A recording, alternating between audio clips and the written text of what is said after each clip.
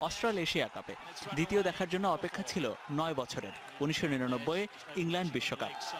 তবে দু দলের দ্বিপাক্ষিক সিরিজের চলটা শুরু হয় ২০০১ সাল থেকে। সেবার প্রথম নিউজিল্যান্ড সফর যায় বাংলাদেশ। দু দল এরপর নিজেদের মধ্যে মোট ৬টি টেস্ট ও ৭টি ওয়ানডে সিরিজ খেলেছে। কিন্তু টেস্ট ওয়ানডে টি-20 মিলিয়ে নিউজিল্যান্ডের মাটিতে কখনোই জিততে পারেনি টাইগাররা। সেখানকার অচেনা বাতাস আর বাউন্সি কন্ডিশন বরাবরই শত্রু বাংলাদেশের। মোট ১১ টেস্টের ৩টি দেশের মাটিতে ড্র করলেও নিউজিল্যান্ডে ৮ টেস্ট হারের সবচেয়ে কম ব্যবধান ১২১ রানের, আর উইকেটের হিসেবে ৯। ওয়ানডেতেও চিত্রটা একই রকম। মোট ২৮ ওয়ানডের ৮টি বাংলাদেশ জিতেছে দেশের মাটিতে।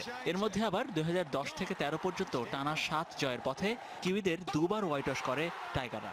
পরের আড়াই বছরে আরও পরিপূর্ণ হয়েই এবার নিউজিল্যান্ডের মাটিতে পা রাখে বাংলাদেশ দল। সাম্প্রতিক পারফরমেন্স স্বপ্নের রং ছড়ায়। কিন্তু ২৬ ডিসেম্বর প্রথম ওয়ানডে থেকেই সেই স্বপ্ন মুখ থুবড়ে পড়তে থাকে। ক্রাইস্টচার্চে ৭৭ রানে, নেলসনে ৬৭ রানে ও একই ভেন্যুতে শেষ ওয়ানডেতে হার ৮ উইকেটে। টি-20তেও প্রথমটি ৬ উইকেটে হারের পর দ্বিতীয় ম্যাচ ৪৭ রানে হেরে হোয়াইট ওয়াশের পথে বাংলাদেশ। আর এই পরিসংখ্যানগুলোই ১২ জানুয়ারি শুরু হতে যাওয়া প্রথম টেস্টের আগে ভয় ধরাচ্ছে আরও। দেশের মাটিতে ধারাবাহিক বাংলাদেশ চ্যালেঞ্জ নিয়েছিল দেশের বাইরে নিজেদের প্রমাণের, কিন্তু সেই পথে কন্ডিশন ছাড়াও আরও অনেক কিছুই চ্যালেঞ্জ এখন বাংলাদেশের জন্য। আমরা আলোচনার শুরুটা করতে চাই আমিনুল ইসলাম বুলবুল আপনাকে দিয়েই। আপনি ২০০১ সালের প্রথম সফরের সঙ্গে ছিলেন বাংলাদেশের। ২০১৬ সাল বাংলাদেশের ক্রিকেট অনেক চড়াই উতরাই পেরিয়ে আজকে একটা পর্যায়ে এসে দাঁড়িয়েছে। এই সময় নিউজিল্যান্ডের এই সফরটাকে আপনি এখন কিভাবে দেখছেন? মানে পারফরম্যান্স ওয়াইজ রাইট। আমাদের যে এক্সপেকটেশনটা ছিল, বা আমাদের একলা না, সারা পৃথিবীর ক্রিকেট বোদ্ধা বা ক্রিকেট যারা ফলোয়ার, তাদের এক্সপেকটেশন ছিল যে বাংলাদেশ হোমে সবাইকে হারিয়েছে এবং নিউজিল্যান্ডের প্রথমবারের মতো মানে এমন একটা কনফিডেন্স নিয়ে যাচ্ছে যেখানে হয়তো নিউজিল্যান্ডের সাথে জিততে পারবে, ভালো ক্রিকেট খেলতে পারে। এখানে কিন্তু অনেকগুলো স্বাভাবিক ঘটনা ঘটেছে, অনেক অস্বাভাবিক ঘটনা ঘটেছে। স্বাভাবিক বলতে বোঝাচ্ছে যে একটা দল অ্যাওয়ে সিরিজে হারতেই পারে, একটা একটা একটা বাঞ্চ খারাপ খেলতে পারে, একটা পুরো সিরিজ সব ম্যাচ হেরে আসতে পারে। এটা স্বাভাবিক, এটা ক্রিকেটের একটা একটা একটা অংশ। অস্বাভাবিক ব্যাপার যেটা, সেটা হচ্ছে যে আমাদের যে সিলেকশন প্যানেল, যেটা আমরা সাধারণত জানি সিলেক্টররা সিলেক্ট করে, এখানে দেখা যাচ্ছে কোচ ম্যানেজার সিলেক্ট করছে। যেই ম্যানেজারকে সিলেক্টর বানিয়ে হচ্ছে তিনি ট্রিপে যায়নি। এখন যিনি ম্যানেজার আছেন তিনি কি পদাধিকার বলে সিলেক্টর কিনা এটা জানি না। তারপর ধরেন এখানে ২২টা ২৩টা প্লেয়ার নিয়ে আমরা ট্রিপ করছি, যেগুলো অস্বাভাবিক ব্যাপার। কিন্তু তারপর দেখা যাচ্ছে কিছু কিছু পারফর্মার যারা নাকি সত্যিকার অর্থে ভালো খেলেছে তাদেরকে আমরা নিয়ে যাইনি, একেবারে সাইড লাইনে যাদের নামিয়েছি তার একেবারে নতুন প্লেয়ার। তো এই সব কিছু কিছু অস্বাভাবিক কিছু স্বাভাবিক মিলে কিন্তু এখনো চলছে ব্যাপারটা, যদিও আমাদের সিরিজ এখনো শেষ হয়নি। আশা করছি আমরা এর থেকে বের হয়ে আসতে পারবো। রাইট। জামাল ভাই, আপনার নিশ্চয়ই মনে আছে এই সিরিজ শুরুর আগে আপনি এখানেই বসেছিলেন আমার সঙ্গে আরেকটি শোতে, স্যাটারডে নাইটস, এবং তখন আমরা বাংলাদেশ দলের প্রত্যাশা নিয়ে কথা বলছিলাম। ওই সময়টাই দল নিয়ে অনেক বিতর্ক হচ্ছিল, আপনিও সেই বিতর্কে যোগ দিয়েছিলেন, কথা বলেছিলেন।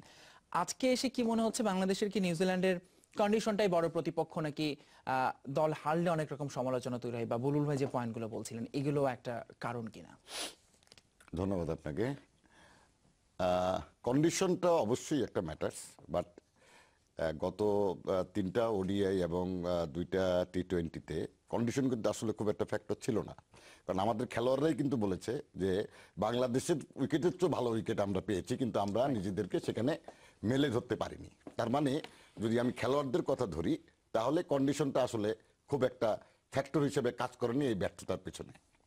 এখন বুলবুলের কথায় যদি আমি আসি, আমরা 22 জন প্লেয়ারকে নিয়ে গেলাম এবং সেখানে কিন্তু যারা ভালো পারফর্ম করেছে, আমি কয়েকজনের নাম বলতে পারি, বিজয়ের নাম বলতে পারি, আমি নাসির হোসেনের নাম বলতে পারি, শাহরিয়ার নাফিসের নাম বলতে পারি, তারা কিন্তু এই 22 জনের দলেও কিন্তু তারা সুযোগ পায়নি। বরঞ্চ কিছু আন করা নতুন প্লেয়ার নিয়ে তাদেরকে কিন্তু সফরে লম্বা একটা দল নিয়ে তারা ঘুরে বেড়াচ্ছেন। এখন আরেকটা বিষয় হচ্ছে যে মুমিনুল, আমরা যদি তাকে নিশ্চিতভাবেই আমরা যদি টেস্ট ম্যাচ খেলাই তাহলে আমরা তাকে এতদিন তাকে নিয়ে আমরা ঘোরাঘুরি করলাম কেন? আমরা তো এখানে এনসিএল খেলা হচ্ছিল, এখানে যদি সে খেলতো, একটা দুটো সেঞ্চুরি করতো, তাহলে টেস্ট ম্যাচে কিন্তু সে তার কনফিডেন্সটা অনেক ভালো একটা কনফিডেন্স নিয়ে কিন্তু সে টেস্ট ম্যাচ না, এটা নিশ্চয়ই খেলতে কন্ডিশনের সঙ্গে মানিয়ে নেওয়ার জন্য হতে কন্ডিশনের পারে। সঙ্গে মানিয়ে নেয়, শুধু কন্ডিশনের সঙ্গে মানিয়ে নেওয়ার জন্য একটা প্লেয়ারকে এতদিন ধরে, এটা কিন্তু একটা হতাশাও ভর করে। দিনের পর দিন যখন সে দেখবে বাকিরা খেলছে, সে খেলতে পারছে না, তখন কিন্তু একটা হতাশাও কিন্তু তার মধ্যে কাজ করে। শুধু কন্ডিশনটাকে আপনি যদি গুরুত্ব দেন, তাহলে কিন্তু আপনি কন্ডিশনের সঙ্গে খাপ খাওয়ানোর জন্য আপনি কোথায় গেছেন? আপনি কি নিউজিল্যান্ডে কন্ডিশনের সঙ্গে খাপ খাওয়ার জন্য গেছেন আগে? আপনি কিন্তু নিউজিল্যান্ডে যাননি, আপনি অস্ট্রেলিয়ায় গেছেন। অস্ট্রেলিয়ার কন্ডিশন এবং নিউজিল্যান্ডের কন্ডিশন টোটালি ডিফারেন্ট। আপনি একটার সঙ্গে আরেকটাকে মেলাতে পারবেন না। সুতরাং কন্ডিশনের জন্য সঙ্গে খাপ খাওয়ানোর জন্য এদেরকে নিয়ে যাওয়া হয়েছে, এই ব্যাপারটার সঙ্গে ঠিক আমি একমত নই। কারণ আপনি গিয়েছেন অস্ট্রেলিয়ায়, আপনি নিউজিল্যান্ডে যাননি। আপনি যদি নিউজিল্যান্ডে যেতেন 20-25 দিন আগে, তাহলে আমি বুঝতাম যে আপনি কন্ডিশনের সঙ্গে খাপ খাওয়ানোর জন্য গেছেন। তারপরে বুলবুল যেটা বললো, কিছু আর্ন করা নতুন প্লেয়ার, অস্বাভাবিক ব্যাপার, তাদেরকে মাঠে নামিয়ে দেওয়া হলো। আমরা কি দেখলাম? একটা বাচ্চা ছেলেও জানে 4-5টা বাহাতি ব্যাটসম্যান থাকলে একটা অফ স্পিনার কতটা, স্পেশালাইজড অফ স্পিনার কতটা কার্যকরী ভূমিকা পালন করে। আপনি যদি কেন উইলিয়ামসনের দিকে তাকান, সে পার্ট টাইম বোলার, অথচ বাংলাদেশের সঙ্গে সে ফুল কোটায় বল করছে, কারণ স্পিনে সে উইকেট পাচ্ছে, অফ স্পিনে সে উইকেট পাচ্ছে। অথচ আমাদের একটা বিশেষজ্ঞ অফ স্পিনার আছে মেহেদী হাসান মিরাজ, যে নাকি এত ভালো করলো ইংল্যান্ডের সঙ্গে, এবং আন্ডার-19 সে কিন্তু অনেকবার ভালো পারফর্ম করে দেখিয়েছে, ম্যান অফ দ্য টুর্নামেন্টও ছিল গত ওয়ার্ল্ড কাপে। সেরকম একটা স্পিনার থাকা সত্ত্বেও আমরা শুধুমাত্র তাকে টেস্ট ম্যাচে খেলাবো, তার বল যাতে বুঝতে না পারে, এরকম একটা মানে লেম এক্সকিউজ দিয়ে তাকে আমরা মাঠের বাইরে বসিয়ে রাখলাম। একই সঙ্গে এই জিনিসগুলো, টোটাল জিনিসটা যদি আমি দেখি, তাহলে কিন্তু আমি বলতে পারি না যে শুধু কন্ডিশনের কারণেই আমাদের এই অবস্থা দাঁড়াচ্ছে। আসলে টিম সিলেকশন, কম্বিনেশন সবকিছু মিলিয়ে এবং ল্যাক অফ অ্যাপ্লিকেশন, মোটা দাগে যদি বলি, খেলোয়াড়রা যেভাবে দেশের মাটিতে অ্যাপ্লাই করেছে নিজেদের, সেভাবে নিজেদেরকে কিন্তু অ্যাপ্লাই করতে পারছে না। এবং মাশরাফির কথা আমি বলতে চাই, সুর মিলিয়ে বলতে চাই, দলটা একাট্টা হয়ে খেলতে পারছে না। সেই জিনিসটা, এই জিনিসগুলোই আসলে মূল সমস্যা। আচ্ছা, Condition কায়সার নয়। ভাই, আপনার কাছে আসবো। আপনি একজন লেখক হিসেবে বাংলাদেশ দলের প্রত্যেকটি ম্যাচ খুব গভীরভাবে বিশ্লেষণ করছেন। আপনার কাছে কোনো অন্য ব্যাখ্যা আছে কিনা এই সফরে আমাদের এতটা খারাপ খেলার টানা 5 হারের? না, কন্ডিশন তো অবশ্যই একটা বিষয়। কারণটা হলো যে নিউজিল্যান্ডে শুধুমাত্র যে বাংলাদেশ খারাপ খেলেছে তা কিন্তু না। আপনি যদি সম্প্রতি পাকিস্তান গিয়ে আপনি যদি ইতিহাস পর্যালোচনা করেন, তাহলে দেখবেন যে আপনি প্রায় সবগুলো দেশই কিন্তু সেখানে গিয়ে কন্ডিশনের সাথে অ্যাডাপ্টেড হতে পারে না, কারণ উইকেট একটু অন্যরকম, সুইং একটু অন্যরকম, সবকিছু মিলে কিন্তু একটা নিউজিল্যান্ড বলা যেতে পারে যে বিদেশি যে দলগুলি, যে তাদের জন্য একটা অ্যালাইন, মানে এলিয়েনের মতো জায়গা আর কি মনে হয় এরকম ভাবে। বাট একটা জিনিস আপনাকে মাথায় রাখতে হবে, সেটা হলো যে আপনি যখন ইন্টারন্যাশনাল ক্রিকেট খেলতে নামবেন, তখন কিন্তু আপনাকে পৃথিবীর সব জায়গায় যেসব দেশে আপনার টেস্ট ক্রিকেট খেলে, তাদের দেশে খেলার মতো কিন্তু যোগ্যতাটা এবং সক্ষমতাটা অর্জন করে যেতে হবে। আপনি বাংলাদেশ 2000 সালে বাংলাদেশের টেস্ট স্ট্যাটাস পেয়েছে, টেস্ট খেলতে শুরু করেছে।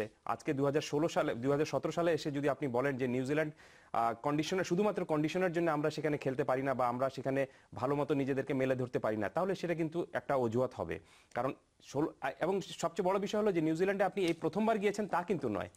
নিউজিল্যান্ডে কিন্তু আপনি এর আগে 2বার সফর করেছেন। গত বছর আমরা বিশ্বকাপ খেলেছি, রাইট, গত বছর আমরা বিশ্বকাপও খেলেছি।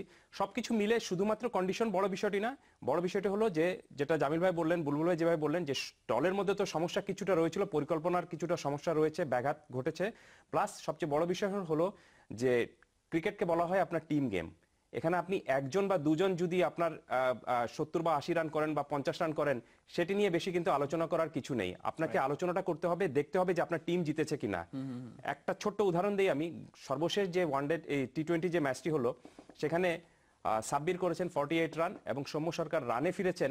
এই কারণে অনেকে কিন্তু আনন্দিত হচ্ছেন। অবশ্যই আনন্দ হওয়ার বিষয়, কিন্তু 39 রান এবং 48 রান নিয়ে সন্তুষ্ট হওয়ার মতো কোনো কিছু নয়। আপনার 39 রান এবং 48 রান নিয়ে আপনার বেশি উচ্ছ্বসিত হওয়ার মতো কিছু নয়। উচ্ছ্বসিত হবেন আপনি কখন? যখন আপনাকে একটি সিঙ্গেল রান আপনাকে ম্যাচ জেতাবে। একটু ব্যাখ্যা দেই আমি। বাংলাদেশের কিন্তু সবচেয়ে বড় যে অর্জন, যেটা সবচেয়ে বেশি আলোচিত যে অর্জনটা বা জয়টা, সেটা এসেছিল কিন্তু কারো, যে রানটি থেকে এসেছিল সেই রান কিন্তু কারো খাতায় যোগ হয়নি, সেটি কিন্তু এক্সট্রা খাতায় যোগ হয়েছিল 1999-এ, যে আপনি আইসিসিতে যে হাসিবুল হাসান শান্ত যে লেগ বাই নিয়েছিলেন। সো সেই লেগ বাই কিন্তু বাংলাদেশের ক্রিকেটের জন্য অনেক বড় একটা অর্জনের বিষয়। সেই লেগ বাই কিন্তু কারো ব্যক্তিগত খাতায় যোগ হয়নি, সেটি কিন্তু এক্সট্রা খাতায় ছিল। সেটি কোথায় যোগ হয়েছিল? দলের খাতায়। আপনাকে ম্যাচ জিততে হলে আপনাকে দলীয়ভাবে সংহতিটা আনতে হবে এবং দল হিসাবে নিজেকে তৈরি করতে হবে। সো বাংলাদেশ এখন খেলছে, নিউজিল্যান্ডে এখানে খেলছে, হয়তো 3-4 জন ক্রিকেটার একটু পারফর্ম করছেন, কিন্তু আপনার টিম গেম হিসাবে বা টিম হিসাবে যে হয়ে ওঠার কথা, বাংলাদেশ যে একটা বাংলাদেশ দল, সেই জিনিসটা এখানে প্রচন্ডভাবে আচ্ছা, এই অভাবে বিষয় নিয়ে পরিচ্ছন্ন। আসলে নিউজিল্যান্ডের ক্রিকেটাররা কি ভাবছেন সেটির একটা ব্যাখ্যা দেওয়ার চেষ্টা করেছেন তামিম ইকবাল। আজকে তিনি কথা বলেছেন নিউজিল্যান্ডে, আমরা একটু তার প্রতিক্রিয়াটি জেনে নিচ্ছি। আমাদেরকে বলা হতো যে we should start winning at home and then overseas, যেটা আমরা এখন হোমে জিততেছি অ্যান্ড ওভারসিজে হোমের পর এটাই বলতে পারেন একটা প্রপার পুরা সিরিজ খেলতেছি। সো এখানে এসে আমরা চান্স ক্রিয়েট করতেছি, আমরা এই চান্সগুলোকে যদি আমরা আরেকটু বেশিক্ষণ যদি ধরে রাখতে পারি তাহলে আমার কাছে মনে হয় আমরা ম্যাচ জিতাও শুরু করব। প্লেয়ারদের মধ্যে কোথাও না কোথাও এই বিশ্বাসটা আছে যে আমরা জিততে পারি, ইন ওভারসিজ কন্ডিশনও আমরা জিততে পারি। আমাদের রেজাল্ট আমাদের কথার মতো শো করতেছে না, বাট এতটুকু আমি বলতে পারি আমাদের 15 জন 17 জন 22 জন আছে এখন, 22 জনের হয়ে যে আমরা কোনোদিন স্বপ্ন দেখা বন্ধ করি না, টু ড্রিম দ্যাট আমরা ম্যাচ জিতবো ওভারসিজ কন্ডিশনে। আর আমরা কোনোদিন এটাও মনে করি না যে আমরা এখানে আসছি হারার জন্য। আমরা তামিম ইকবালের প্রতিক্রিয়া জানছিলাম। বলুন ভাই, এই প্রসঙ্গে একটু আপনার কাছে আসতে চাই। আপনি আসলে দল নিয়েই কথা বলছিলেন, 22 জনের একটা লম্বা দল, এবং সেই দলে এরই মধ্যে আমরা অভিষেক দেখে ফেলেছি তানভীর হায়দারের, যদিও সেটি খুব ভালো বা সুখকর কিছু হয়নি। একই সঙ্গে টেস্টেও সামনে কিন্তু অভিষেকের অপেক্ষায় আছেন দুজন, যার কারণে ইনজুরি একটি বড় প্রভাব ফেলেছে দলে। সেক্ষেত্রে আপনি নিশ্চয়ই ইনজুরি বা এরকম একটা সমস্যার জন্য তো দল সবসময় প্রিপেয়ার থাকে না, বাট এই ক্ষেত্রে আপনি আসলে যেমন মুশফিকুর রহিমের ইনজুরি বা মুস্তাফিজকে আমরা পাচ্ছি না, এগুলোও নিশ্চয়ই একটি কারণ বাংলাদেশের পারফরমেন্সের পড়তির, কারণ গত 2 বছর কিন্তু এদেরকে নিয়ে আমরা ভালো খেলছি। আসলে আমি কিন্তু সবসময় একটা কথা বলি যে আমাদের কিন্তু ভালো প্লেয়ারের অভাব আছে। ভালো প্লেয়ারের অভাব এই জন্য বলছি যে যেই প্লেয়ারটা আমাদের মেন প্লেয়ার টি20-তে, সে কিন্তু 50-50-তেও, সে আবার টেস্টেও। তা আমাদের কোনো স্পেশালাইজ কিন্তু এখনো কোনো প্লেয়ার তৈরি করিনি আমরা, যে আমাদের এই 4টা প্লেয়ার শুধুমাত্র টেস্ট ক্রিকেট খেলবে বা এই 2টো ফাস্ট বোলার আমরা শুধুমাত্র টেস্টে খেলাবো, এই ধরনের কোনো প্ল্যান কিন্তু আমরা করিনি। আজকে কিন্তু আমরা 16 বছর হয়ে গেছে আমরা টেস্ট খেলছি। তামিম বলছিল যে আমরা জয়ের সিচুয়েশন কিছু তৈরি করতে পারছি বিদেশের মাটিতে। তো এই যে সিচুয়েশনগুলো তৈরি করার পরে যে ধরে রাখা, এটা কিন্তু ধরে রাখার জন্য কিন্তু আপনার কিছু কিছু জিনিসের কিছু কিছু অভিজ্ঞতার দরকার হয়। সেই অভিজ্ঞতাগুলো আমাদের নেই, এবং যেই দায়িত্বগুলো যাদের উপরে পড়ছে তারা কিন্তু তাদের রোলগুলো প্লে করতে পারছে না। এই খেলোয়াড়টাই কিন্তু কিছুদিন আগেও একটা ম্যাচ জিতেছে, কিন্তু বিদেশের মাটিতে কেন পারছে না, কি গ্যাপ হয়েছে ইন বিটুইন, এটা কিন্তু ম্যানেজমেন্ট যারা আছে তাদের দায়িত্ব এই গ্যাপটাকে পূরণ করা। কারণ এই খেলোয়াড়রাই কিন্তু আমাদেরকে 7 নম্বরে নিয়ে গিয়েছে 9 নম্বর থেকে। এটা একটা ব্যাপার। আরেকটা ব্যাপার হচ্ছে যে ইনজুরির ব্যাপারটা কিন্তু আমার কাছে, আমি কিন্তু পার্সোনালি যেটা মনে করি, মুস্তাফিজ নট 100% ফিট। এই জায়গাটায় কিন্তু ওর একটা বড় ক্ষতি করেছি আমরা। আমি পার্সোনালি আমি দেখেছি মাশরাফি 2001-এ যখন খেলতে যায় আমরা জোর করে তাকে খেলেছিলাম, তার পাজরে একটা অপারেশন করতে হয়েছিল, নিতে একটা অপারেশন করতে হয়েছিল। আমি আশা করি না যে মুস্তাফিজ আবার ইনজুর হবে বা কিছু, হি লুকস নট 100% ফিট। হ্যাঁ, সে কিন্তু তার সেই যে 140s ওই উইকেটে কিন্তু 145-এ বল করার কথা, কিন্তু সেটা করতে পারছে না। এটা ঠিক, সে ইনজুরি থেকে উঠে এসেছে, কিন্তু এখনই যে তার খেলার দরকার ছিল, এটা একটা আমার কাছে মনে হচ্ছে so far it is a wrong decision. আর একটা ব্যাপার হচ্ছে যে আমাদের এই দলে কিন্তু কিছু প্লেয়ার আছে, আমি বলছি যারা নাকি ধরেন আমি দেশে বসে আছে, আমি একজনের নাম বলতেই হবে আমাকে, সেটা আব্দুর রাজ্জাক। এই যে আমরা যে জায়গাটা মার খাচ্ছি সেটা হচ্ছে পাওয়ার প্লেতে, ফার্স্ট পাওয়ার প্লেতে সব থেকে সাকসেসফুল বলার হচ্ছে রাজ্জাক, এবং সে স্টিল বোলিং ওয়েল। আমি যদি সিলেক্টর হতাম আমি তাকে দলে নিয়ে যেতাম ডেফিনেটলি। অথচ সে কিন্তু বুলবুল আশ্চর্যের ব্যাপার, ও অ্যাওয়েতে দূরে থাক, সে আমাদের কিন্তু আমাদের যে হোম সিরিজ সেখানেও কিন্তু সে কিন্তু দলে তার কোনো জায়গা নাই, কিন্তু না, খুব সম্ভবত নির্বাচকরা তাকে আর হিসেবে আনছেন না, হিসেবের বয়স হয়ে মধ্যেই গেছে আনছেন বলে। কিন্তু। না, এটা তো ঠিক না তো। হ্যাঁ, এটা কোনো এটা মতেই না। 14 সালে খেলেছেন। কারো performance বিবেচনা করতে পারে না। দেখেন এই ভারতের ওয়ানডে দল ঘোষণা করা হয়েছে, হ্যাঁ, সেখানে যুবরাজ সিং ফিরেছেন। সেখানে যুবরাজ সিং 35 বছর বয়সে আবার ফেরত এসেছে। গৌতম গম্ভীরকে তার প্রেজেন্ট পারফরম্যান্স কিছুদিন আগে গৌতম টেস্ট গম্ভীর খেলেছেন। ফেরত এসেছে। কিন্তু আমাদের দেশে কিন্তু এটা একটা প্রবণতা আছে, একবার যাকে আমরা বাতিল হয়ে যাচ্ছে বাতিল করে দিই, যিনি, তাকে কিন্তু আর তিনি আর কখনোই বাতিল আমরা হচ্ছেন না। কনসিডার করি না। এটা কিন্তু একটা অসম্ভব একটা ব্যাপার মনে আচ্ছা, হয়। এই প্রসঙ্গে আমার একটি প্রশ্ন মাথায় আসছে। আমরা যেহেতু দেখছি যে তার মানে আমাদের হাতে ব্যাকআপ প্লেয়ার যদি থাকে, সেক্ষেত্রে আমরা কি সৌম্য সরকারকে অনেক বেশি সুযোগ দিচ্ছি কিনা, বা এক সময় মনে হচ্ছে সে নিজেই বোধহয় এখনো ঠিক মেন্টালি বা শারীরিক কোনোভাবেই ফিট নয় খেলার জন্য, তারপর আমরা তাকে খেলাচ্ছি। সৌম্য সরকারকে আসলে আমি যতটুকু মনে করি, সে ট্যালেন্টেড প্লেয়ার, ভালো প্লেয়ার নিঃসন্দেহে, বাট একটা বছর ভালো খেলার পরে তাকে কিন্তু অনেকবার সুযোগ দেওয়া হয়েছে। আসার কথা, সে গত ম্যাচে কিছু রান করেছে। আমার মনে হয় যে এভাবে তাকে খুঁড়িয়ে খুঁড়িয়ে না চলে আমার মনে হয় তাকে একটা প্রপার রেস্ট দিয়ে, কারণ ইন্টারন্যাশনাল ম্যাচ কিন্তু ফর্মে ফেরার জন্য উপযুক্ত জায়গা নয়। ফর্মে ফিরতে হলে কিন্তু আপনার ডোমেস্টিক ম্যাচ দিয়ে ফর্মে ফিরতে হবে। আপনাকে রানে ফিরতে হলে ডোমেস্টিকে আপনাকে রানে ফিরতে হবে। ইন্টারন্যাশনাল ম্যাচ দিয়ে কিন্তু আপনি রানে ফেরার জায়গা কিন্তু ইন্টারন্যাশনাল ম্যাচ নয়। আমি মনে করি তাকে যদি রেস্ট দিয়ে, এই যে এনসিএলটা হলো, এখানে যদি সে, যেহেতু দীর্ঘ পরিসরের খেলা, এখানে যদি সে বেশ কিছু ভালো ইনিংস খেলতো, সে নিজের কনফিডেন্সটা ফিরে পেত, আমরা হয়তো নেক্সট সিরিজের জন্য তাকে আবার নতুন করে চিন্তা করতে পারতাম। কারণ এই বছর কিন্তু আমাদের অনেকগুলো অ্যাওয়ে সিরিজ আছে, চ্যাম্পিয়ন্স ট্রফি আছে, আমাদের ইন্ডিয়া সফর আছে, আমাদের শ্রীলঙ্কা সফর আছে, ট্রাই নেশন আছে, অনেকগুলো খেলা আছে। তো আমি মনে করি যে সৌম্য সরকারকে যদি আমরা রেস্ট দিয়ে খেলাতাম, যেটা মুস্তাফিজুরের বেলায় বুলবুল বলল যে একটা সিরিজই তো সব নয়, আমরা মুস্তাফিজকে দেখেছি সে কিন্তু 100% ফিট নয়, বাট তারপরেও তাকে কিন্তু আমরা খেলিয়েছি। সেটা কিন্তু আখেরে কিন্তু কতখানি লাভ হবে আমাদের, সেটা কিন্তু একটা প্রশ্ন সাপেক্ষ এটা। সুতরাং আমি মনে করি যে আমাদের যেহেতু সামনে অনেকগুলো সিরিজ আছে এবং এরা ভাইটাল প্লেয়ার, এদেরকে রেস্ট দিয়ে তারা যাতে প্রপারলি তাদের ফিটনেস ফিরে পায়, তারা ফর্মটা যাতে ফিরে পায়, প্রপারলি যদি সে টিমে ব্যাক করে, তাহলে কিন্তু দলের জন্য ভালো, সবার জন্যই কিন্তু ভালো। গ্রাহাম গুজ কিন্তু মিড 80s এ একবার ফর্মহীনতায় ভুগছিল, তখন সে কাউন্টি ক্রিকেটও খেলেনি, ন্যাশনাল টিম থেকে রেস্ট নিয়ে কাউন্টি ক্রিকেটের সেকেন্ড টিমে গিয়ে সে 2টা ডাবল 100 করে তারপর তার কনফিডেন্স ফিরে এনেছিল। আমাদের দেশের অনেক ক্রিকেটারই কিন্তু ঘরোয়া ক্রিকেট একেবারেই খেলতে চান। আমাদের দেশের ন্যাশনাল টিমের যারা ক্রিকেটার তারা দেখবেন বেশিরভাগ সময় ঘরোয়া ক্রিকেটটা খেলতে চান। এটা কাছের ব্যাপারে ভালো বলতে হবে, কিন্তু আপনার কাছে যে বিষয়টি জানতে চাই যে আমরা যে কন্ডিশন বা যে বিষয়গুলো নিয়ে আলাপ করছি, সেক্ষেত্রে বাংলাদেশের বেশ কিছু ভালো ইনিংস আমরা দেখেছি, খুব দারুণ শুরু। ইনফ্যাক্ট আপনি 39-48 কথা বলছিলেন, সেট হয়েও ব্যাটসম্যানরা আউট হয়ে যাচ্ছেন, যেখানে ধরেন নেইল ব্রুম সেঞ্চুরি করে ফেলছেন বা কলিন মুন্ডো সেঞ্চুরি করে ফেলছেন, আমরা সেই সম্ভাবনা জাগিয়েও পারছি না। সেই ক্ষেত্রে কি আসলে মেন্টালও কোনো একটা ব্যাপার কাজ করছে কিনা ব্যাটসম্যানদের? তা তো অবশ্যই। সবচেয়ে বড় বিষয়টা হলো কি যে ক্রিকেটে অর্ধেক বলে কোনো কথা নেই। আপনি কিন্তু যদি ইনিংস মানে কোনো ব্যাট করতে নেমে যদি আপনি 40 রান করলেন বা 50 রান করলেন আর মনে করলেন যে আপনি অর্ধেক কাজটা শেষ করে এসেছেন, তাহলে সেটি কিন্তু কোনো মতেই আর আপনার দলের জন্য যদি কাজে না লাগে, তাহলে কিন্তু সেটার কোনো মূল্য নেই। আমি এই কারণে বলি যে আপনি যদি 1 রানও করেন এবং সেটা যদি আপনার দল যদি জেতে, এবং সেই 1 রান আপনি করলেন না, সেই 1 রান আপনি লেগ বাই থেকে নিলেন, কিন্তু দলের কাজে যদি লাগে, দল যদি জেতে, তাহলে কিন্তু সেটা সবচেয়ে বেশি মূল্যবান। কিন্তু আপনি যদি সেঞ্চুরিও করলেন, দল জিতলো না, তাহলে সেই সেঞ্চুরির কিন্তু আপনার হয়তো ব্যক্তিগত একটা সুখ থাকবে, কিন্তু সেই সুখটা নিয়ে কিন্তু আপনি বেশি দিন উপভোগ করতে পারবেন না। আর সবচেয়ে বড় বিষয়টা হলো যে বাংলাদেশ কিন্তু শুরুটা ভালো করেছে, প্রায় ম্যাক্সিমাম ব্যাটসম্যানরা কিন্তু শুরু ভালো করেছেন, হয়তো 40, 50, 70 কাছাকাছি গিয়েছেন, কিন্তু শেষ করে দিয়ে আসতে পারেননি। আর ক্রিকেটে কিন্তু আপনার এই জিনিসটাই অবশ্যই রয়েছে যে আপনি ফিনিশিংটা যদি ভালো না হয়, তাহলে কিন্তু সেই শুরুর কোনো মূল্য থাকে না। সবচেয়ে বড় বিষয়টা হলো যে আপনি গাড়ির কিন্তু অ্যাক্সিলারেটরে চাপ দিলে কিন্তু আপনার স্পিড উঠতে থাকবে, কিন্তু সেটা বড় বিষয় না। বড় বিষয়টা হলো যে আপনি কিভাবে নিয়ন্ত্রণ রাখতে পারছেন গাড়িতে। আপনাকে ইনিংসটাকে আপনি নিয়ন্ত্রণ রাখতে পারবেন শেষ পর্যন্ত যদি, তাহলে কিন্তু আপনি জিততে পারবেন। কিন্তু বাংলাদেশের এখানে 3টি ওয়ানডেতে এবং যে 2টি টি20 হলো, সেখানেও কিন্তু এই কারণে কিন্তু আপনি নিয়ন্ত্রণটা ছিল কিছুক্ষণ সময়ের জন্য, কিন্তু শেষ পর্যন্ত ছিল না। এই কারণে কিন্তু অনেকে আশা জাগিয়েছিল এবং এখন আফসোস হচ্ছে যে আহা, এই নিয়ন্ত্রণটা যদি আরেকটু বেশিক্ষণ সময় পর্যন্ত ধরে রাখতে পারতাম, তাহলে হয়তো আমরা ম্যাচটা জিততে পারতাম। সবচেয়ে বড় বিষয়টা হলো এটাই যে আপনার শুরুটা মূল বিষয় না। শুরুটা করলে হয়তো আপনি শুরুটা যদি আপনার খারাপও হয়, কিন্তু আপনি যদি সেই খারাপ নিয়ে যদি শেষে ম্যাচ জিতেন, তাহলে কিন্তু সেই শুরুর খারাপটাকে কেউ মনে রাখবে না।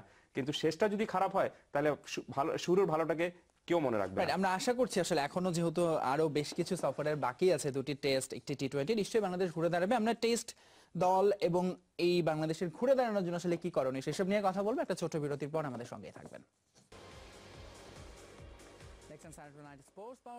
আমরা কথা বলছি অজি ও নিউজিল্যান্ড। বাংলাদেশের কাছে এখন পর্যন্ত ওয়ানডে এবং টি20 সিরিজ যে 5টি ম্যাচ হয়েছে, সবগুলোতেই সেই অজিওর থাকার ধারাটা ধরে রেখেছে নিউজিল্যান্ড তাদের মাটিতে।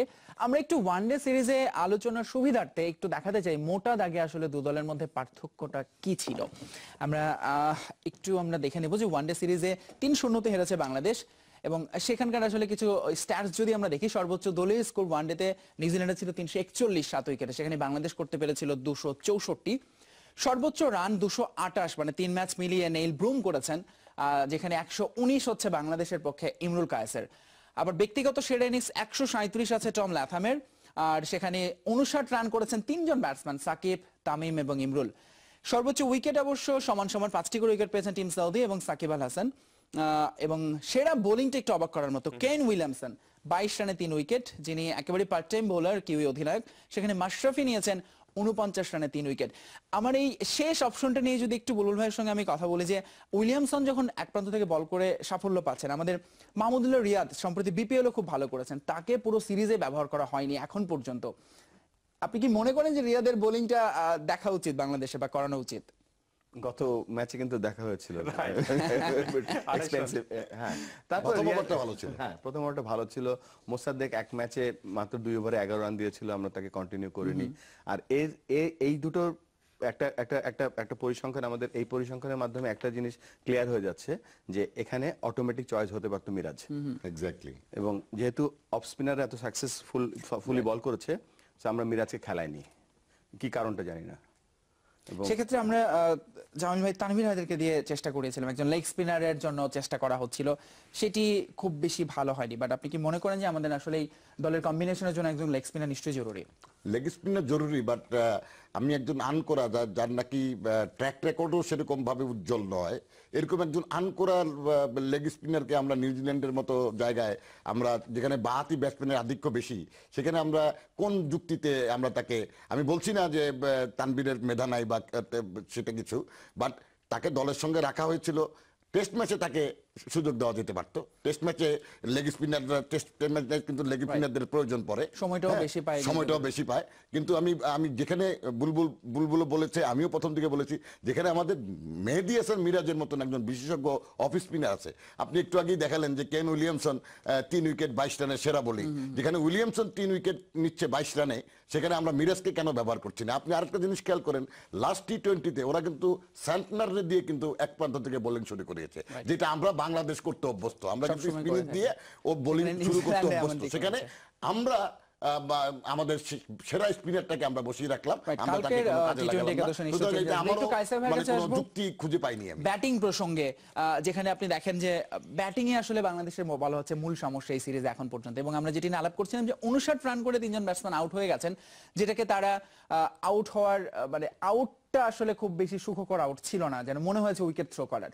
সেক্ষেত্রে এই প্রবণতা থেকে বের হয়ে আসা নিশ্চয়ই 3 জনই খুব অভিজ্ঞ ক্রিকেটার, তারপরও আপনি কি মনে করেন যে আরো আলাদা করে কিছু এইটি নিয়ে করা উচিত বা বলা উচিত? সবচেয়ে বড় বিষয়টা হলো কি, যে ব্যাটিং ক্লাসে কোচ যে ব্যাটিং ক্লাস নেন, সেখানে কিন্তু তার একটা সবচেয়ে বড় যে সাবজেক্টটা থাকে, সেখানে বলা হয়ে থাকে when you started you have to finish it up. তুমি শুরু করেছো, তোমাকে শেষ করে দিয়ে আসতে হবে। তুমি শুরু করেছো 40 রান করেছো বা 60 রান করেছো, তুমি মনে করেছো তোমার কাজ শেষ, কোনো মতেই না, তোমাকে ম্যাচ শেষ করে দিয়ে আসতে হবে। সেটাই কিন্তু বাংলাদেশ করতে পারেনি। আপনি জাস্ট এই পরিসংখ্যানেই দেখুন, এখানে টম লাথাম একা রান করেছেন 137 এবং বাংলাদেশের সর্বোচ্চ রান হলো 59 রান। অথচ ম্যাচ জিততে হলে বাংলাদেশের একজন সেট ব্যাটসম্যানকে শেষ পর্যন্ত থাকতে হতো। এবং সবচেয়ে বড় বিষয়, আর মানে এই 3টা ম্যাচেরই আপনি একটা অধ্যায় যদি দেখেন, একদম পরিষ্কার একটা জিনিস দেখতে পাবেন যে যখনই সেট ব্যাটসম্যান আউট হয়ে গিয়েছেন, তখনই কিন্তু বাংলাদেশের ইনিংসটা ধসে গিয়েছে এবং কলাপস করেছে। লাস্ট টি-20 তো সেটাই হলো, এবং শুধু 3টি ওয়ানডেতে নয়, 2টি টি-20তে কিন্তু তাই হয়েছে। যখনই সেট ব্যাটসম্যান আউট হয়ে গেছেন, তখনই কিন্তু বাদবাকিরা আর কিন্তু কেউ রান করতে পারেননি। আচ্ছা, আমরা আসলে একটু দল নিয়ে অনেক কথা বলছি, স্কোয়াড নিয়ে। বাংলাদেশের টেস্ট স্কোয়াডটা একটু আরো একবার আমরা দেখাতে চাই আমাদের অতিথিদের সঙ্গে আলোচনার সুবিধার্থে। আমাদের টেস্ট স্কোয়াডে আমরা যদি শুধুমাত্র ব্যাটসম্যান দেখি, তামিম ইকবাল, ইমরুল কায়েস, মোমিনুল হক, সাব্বির রহমান, মাহমুদুল্লাহ রিয়াদ এবং মুশফিকুর রহিম সবাই আসলে অটোমেটিক চয়েস এই দলের। নুরুল হাসান সোহান, তার অভিষেকটা মোটামুটি নিশ্চিত হতে যাচ্ছে, কারণ মুশফিকের জায়গায় হয়তো তাকেই উইকেট কিপিংটাই আমরা দেখব। সেক্ষেত্রে সোহানের জন্য একটা ভালো চ্যালেঞ্জ অপেক্ষায়। এবারে আমরা যদি দলের অলরাউন্ডার কারা আছেন বাংলাদেশের টেস্ট স্কোয়াডে নিউজিল্যান্ডের বিপক্ষে, সেখানে 2 জন অলরাউন্ডার, সাকিব আল হাসান এবং সৌম্য সরকারকে মূলত অলরাউন্ডার কোটাতেই নেওয়া হচ্ছে, আমরা ধরে নিচ্ছি, কারণ তিনি একটা পেস বোলিং অপশনের জন্য। যদিও শেষ পর্যন্ত তিনি একাদশে থাকবেন কিনা সেটি নিশ্চিত নয়। এরপরে আমরা দেখতে চাই বাংলাদেশের পেসার হিসেবে কারা কারা আছেন। রুবেল হোসেন, কামরুল ইসলাম, শুভশিস রায় এবং তাসকিন আহমেদ। তাসকিন আহমেদের অভিষেকটাও মোটামুটি নিশ্চিত, কায়সার ভাই, তিনি খেলতে যাচ্ছেন, এবং কামরুল গত ইংল্যান্ডের বিপক্ষে তার অভিষেক হয়েছে। রুবেল হোসেন খুব বেশি ভালো পরিসংখ্যান নয় টেস্টে। আচ্ছা, এরপরে আমরা স্পিনার আছেন এই দলে 2 জন, যাদেরকে নিয়ে এতক্ষণ ধরে কথা হচ্ছে, তাইজুল ইসলাম এবং মেহেদী হাসান মিরাজ। এই হচ্ছে আমাদের টেস্ট স্কোয়াড। এবং বুলবুল ভাই, আপনার কাছে, আপনি স্কোয়াড নিয়ে একটা অসন্তুষ্টি বা আপনি ঠিক সন্তুষ্ট নন সেটি নিয়ে, তারপরও এই স্কোয়াড নিয়ে যদি আপনার কিছু বলার থাকে। না, আসলে অ্যাভেলেবেল যে প্লেয়ারগুলো আছে স্কোয়াডে কিন্তু তেমন কোনো চেঞ্জ করার জায়গা নেই। প্রথমেই আমি বলেছিলাম কিন্তু আমাদের কিন্তু প্লেয়ার কম এই জন্য বলছি যে আমরা কিন্তু বরাবরই 15 থেকে 17টা প্লেয়ার নিয়ে নাড়াচাড়া করি। আমি জানি না আমাদের কবে লাস্ট টিম খেলেছে, কারণ এই টিম হচ্ছে দ্য নেক্সট পাথওয়ে। এই টিমে যারা ভালো খেলে তারা ন্যাশনাল টিমে খেলে, এই টিমে কোনো কার্যক্রম নেই। আমরা এইচপি করেছি, এইচপির কোনো ফলো আপ নেই, এই জন্য হয়তো আমাদের দেখে মনে হচ্ছে এরা অ্যাভেলেবেল এবং এরা ভালো করছে। I am not change. আমার কাছে মনে হয়েছে যে আমরা জানি যে নিউজিল্যান্ডের স্ট্রেংথ হচ্ছে বাঁহাতি ব্যাটিং, এবং বাঁহাতি ব্যাটিং সবাই বলে থাকে আমাদের খেলোয়াড়রা যে সব থেকে ভালো বোলার বাংলাদেশের হচ্ছে আলামিন, এবং he is in tremendous form. আমরা ডোমেস্টিক ক্রিকেটও আমরা দেখলাম, হয়তো আলামিন 6 উইকেট পেয়েছে। এই ফাস্ট বোলিং টিমের সাথে যদি আলামিন থাকতো আমাদের। আপনি বারবার বলছিলেন যে এই কন্ডিশনে আমাদের স্পিনাররা যেহেতু তারা খুব ভালো, সেক্ষেত্রে মেহেদী হাসান মিরাজ নিশ্চয়ই টেস্টে খেলছেন এবং তার সঙ্গে তাইজুল ইসলাম আছেন।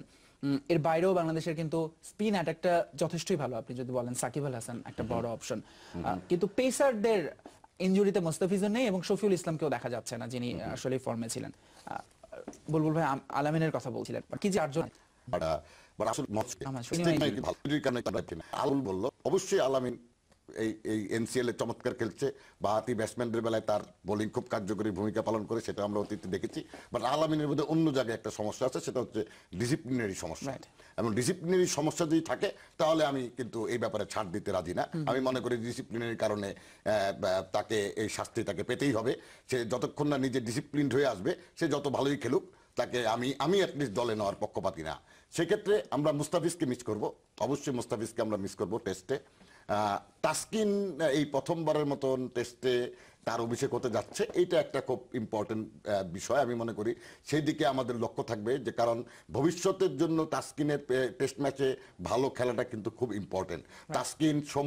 তাসকিন মুস্তাফিজ এবং আলামিন যদি নিজেকে শুদ্ধে ফিরে আসতে পারে, তাহলে এই জুটিটা কিন্তু এই খুব ভালো একটা ভূমিকা রাখতে পারবে ভবিষ্যতের পেস আক্রমণে। মোহাম্মদ শহীদ যদি সুস্থ হয়ে ফেরত আসে, তাহলে কিন্তু এই কোয়াড্রেন্টটা কিন্তু একটা ভালো, একটা বাংলাদেশের টেস্টের জন্য একটা ভালো পেস বোলিং অ্যাটাক হিসেবে কাজ করতে পারে। সুতরাং আমরা তাসকিনের দিকে এখানে নজর দিব, এবং আমি মনে করি যে সুভাশিস, কামরুল তারা সুযোগ পেয়েছে, তারা নিজেদেরকে প্রমাণ করার চেষ্টা করবে। রুবেল হোসেন যদিও টেস্টে তার পরিসংখ্যান খুব আহামরি কিছু নয়, বাট তার অভিজ্ঞতার কারণে আমি মনে করি যে তাকে হয়তো মুস্তাফিজ দলে নেই, আলামিন দলে নেই, মোহাম্মদ শহীদ নেই, সুতরাং তার অভিজ্ঞতাটা যেহেতু বেশি, বাকি তিনজনই কিন্তু আন করা। তাসকিন অনেকদিন থেকে খেললেও সে কিন্তু টেস্টে একেবারে। এই দলটি নিয়ে কিন্তু কথা বলেছেন প্রধান নির্বাচক মিনহাজুল আবেদিন নান্নু, তিনি একটি ব্যাখ্যা দিয়েছেন আসলে তার টেস্ট দলের এবং বিশেষ করে পেসার দিনে, আমরা সেটি একটু শুনছি। আমাদের ফ্রন্ট লাইনে দুইটা টেস্ট বোলার কিন্তু ইনজুর্ড হয়ে গিয়েছে, শফিউল ইসলাম এবং শহীদ। তো আমাদের কারেন্ট টেস্ট থেকে একমাত্র রাব্বি আছে এখানে। তো সুভাশিসকে রেখেছিলাম, ও তো খেলেনি। তো এক্সপিরিয়েন্সের সাথে যেহেতু রুবেলের যথেষ্ট এক্সপিরিয়েন্স আছে টেস্ট ম্যাচ খেলা, তো সেই হিসাবে মনে করি যে এক্সপিরিয়েন্সটাকে যদি কাজে লাগাতে পারে তাহলে আমাদের জন্য অনেক উপকার হবে। টেস্ট তো এই দেশে সবসময় ডিফিকাল্ট, সব দেশের জন্য। তারপরে আমরা একটা ভালো ক্রিকেট, আমরা যদি 5 দিন ক্রিকেট খেলতে পারি, এটা আমাদের জন্য অনেক গ্রেট অ্যাচিভমেন্ট। 5 দিন খেলার এখন পরিকল্পনা বাংলাদেশের টেস্টে, খুব বেশি আশাবাদী করতে পারছে না বোধহয় এখন টিম ম্যানেজমেন্টদেরও। কিন্তু কাসের ভাই, আমরা দল নিয়ে কথা বলছিলাম, তাসকিন আহমেদের অভিষেক মোটামুটি নিশ্চিত। আপনার নিশ্চয়ই মনে আছে ইংল্যান্ড সিরিজের সময় কোচ কিন্তু তাসকিনের ব্যাপারে যখন চাওয়া হয়েছিল, তিনি কিন্তু একটা ব্যাখ্যা দিয়েছিলেন যে তাসকিনের ফার্স্ট ক্লাস ক্যারিয়ার মোটেও সেরকম নয় যে তাকে আমি টেস্ট খেলতে নামিয়ে দিব, কিন্তু তাকে এখন খেলতে হচ্ছে। আপনি কি মনে করেন যে তাসকিন ইটস ভেরি আর্লি অথবা ঠিকই আছে? না, তাসকিনের ব্যাপারটা যে ইংল্যান্ড সিরিজের সময় তাসকিনকে চিরং টেস্টে যে নেননি, সেটি তার কিন্তু ফার্স্ট ক্লাস অভিজ্ঞতা ছিল না, সেটি কিন্তু বড় বিষয় ছিল না। বড় বিষয়টা ছিল যে ইংল্যান্ডের সাথে আমরা চট্টগ্রামে এবং ঢাকায় যে উইকেটে খেলেছি, সেই উইকেটে একজন পেস বোলার কতটুকু কার্যকর হতে পারবেন। বাট তাসকিনের মতো বোলার, 19 বছর বয়স, 20 বছর বয়স একটা বোলার যদি জীবনের প্রথম টেস্ট খেলতে নেমে যদি 200 রান দিয়ে ফেলেন বা 150 রান দিয়ে ফেলেন এবং কোনো উইকেট না পান, সাফল্য না পান, তাহলে কিন্তু তার টেস্ট অভিষেকটা মোটেও সুখকর কিছু হবে না। এ কারণে তারকে কিন্তু একটু, যাতে বোলিংয়ে তিনি একটু সমর্থনযোগ্য কিছু একটা কন্ডিশন পেয়ে থাকেন, এবং তার যে বোলিংয়ের যে মানে যে শক্তি, যেখানে সেই শক্তিটাকে যদি আর একটু ভালোভাবে পাওয়ার জন্য একটু সহায়তা পান উইকেট থেকে, তাহলে কিন্তু তাকে নিয়ে যে আমরা চিন্তা করছি বা বাংলাদেশ ক্রিকেট বোর্ড যে চিন্তা করছে যে অনেক টেস্ট ক্রিকেটে তিনি অনেক লম্বা সার্ভিস দিতে পারবেন, সেই সুযোগটা যাতে তিনি নিতে পারেন এই কারণে কিন্তু তাকে একটু নিউজিল্যান্ডের সিরিজের জন্য ঠিক করে রেখেছিলেন নির্বাচকরা। বাট একটা জিনিস আরেকটু যোগ করি এখানে, সেটা হলো যে আমরা সাধারণত জানি যে ওয়ানডে ক্রিকেট জেতায় কিন্তু ব্যাটসম্যানরা, আর টেস্ট জেতায় কিন্তু বোলাররা। সো তারপরেও একটা জিনিস মাথায় রাখতে হবে যে এবারের যে টেস্ট ম্যাচের জন্য যে 4 জন পেস বোলারকে আমাদের আমরা ঠিক করেছি বা দলে নিয়েছি, তাদের মধ্যে কিন্তু মাত্র একজন অভিজ্ঞ এবং বাদবাকি 3 জনই কিন্তু একদমই আনকরা। 2 জনের কিন্তু এখনো অভিষেক হয়নি এবং একজনের কিন্তু মাত্র একটি ম্যাচ খেলেছেন, তাও আবার কিন্তু এক ইনিংস বোলিং করেছেন। সো পেস বোলিং নিয়ে কিন্তু আমাদের এই যে 2 টেস্টের যে সিরিজ শুরু হতে যাচ্ছে ওয়েলিংটন এবং ক্রাইস্টচার্চে, সেখানে কিন্তু পেস বোলাররাই সবচেয়ে ভালো।